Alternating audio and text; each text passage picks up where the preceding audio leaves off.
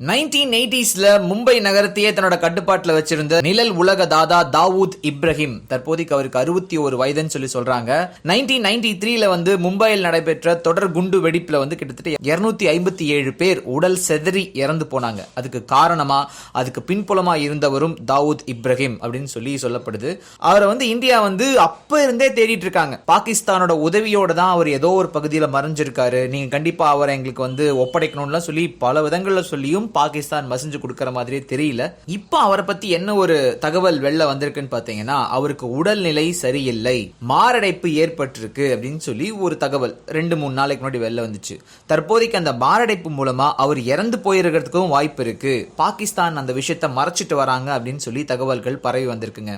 கராச்சியில 6000 சதுரடி பங்களால தாவூத் மறைஞ்சு வாழ்றதாகவும் தங்கிட்டு இருக்கிற பணத்தை போதைப் பொருள் கடத்துறதுக்கு ISS தீவிரவாதி குழுக்களுக்குன்னு சொல்லி செலவழிச்சிட்டு வந்துட்டு இருக்காரோ அப்படின்னு சொல்லி அங்கிருந்து கிடைக்கிற தகவல்கள் சொல்லுது. ஆனா இந்த எல்லா விஷயத்தையுமே தாவூத் இப்ராஹிமோட தம்பி சோட்டா ஷக்கீல் அவர் மறுத்து இருக்காருங்க. தாவூத் பாய் பூர்ண நலத்தோட இருக்காரு, நீங்க கேள்விப்படுறதெல்லாம் வதந்தி அப்படின்னு சொல்லியிருக்காங்க சார். இதுல என்ன ஒரு முக்கியமான விஷயம்னா, சோட்டா ஷக்கீலும் தேடப்படுற ஒரு குற்றவாளி தான். அவர்கிட்ட கருத்தெல்லாம் வாங்க முடியுது, ஆனா கைது மட்டும் பண்ண முடியல சார். அடுத்தபடியா வட கொரியாவுக்கும் அமெரிக்காவுக்கும் தற்போதைக்கு உருவாகி இருக்கிற ஒரு பிரச்சனை.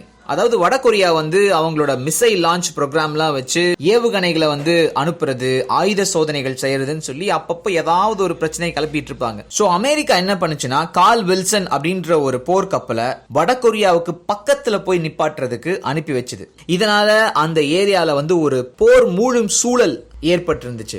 இதுக்கப்புறமா வடகொரியா என்ன பண்ணாங்கன்னா ஒரு வீடியோ ரிலீஸ் பண்ணாங்க. அந்த வீடியோல அமெரிக்கன் பிரசிடென்ட் தங்கி இருக்கிற ஒயிட் ஹவுஸ் இருக்கு இல்லையா, வெள்ளை மாளிகை வெடிச்சு செதற மாதிரியும், மிச்சிகன் நீர்மூழ்கி கப்பலை தாக்குறது மாதிரியும், கடைசியா அமெரிக்க கொடி எரியற மாதிரியுமான காட்சிகள் இடம் பிடிச்சிருந்துச்சு. சோ இதுக்கு வாய்ஸ் ஓவரா ஒரு பெண் குரல் கேட்டிருக்கு. அதுல வடகொரியா மேல தாக்குதல் நடத்த முயற்சி பண்ணாவே அமெரிக்கா இருக்கிற இடம் தெரியாம காணாம போயிடும் அப்படின்னு சொல்லி எச்சரிக்கப்பட்டிருக்குங்க.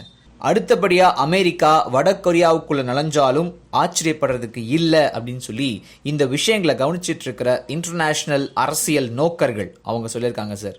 அதே மாதிரி ஊடகங்களில் தங்களுடைய தனிப்பட்ட கருத்து என்று கூறுவது, அதாவது இணைவதற்கான எல்லா விதமான சாத்தியக்கூறுகள் என்ன இருக்கின்றதோ அந்த மாதிரியான கருத்துக்களை கூறினால் இது நன்றாக இருக்கும். ஒவ்வொருவரும் அவர்களுக்கு தோன்றிய மாதிரி சில கருத்துக்களை கூறுகிறார்கள்.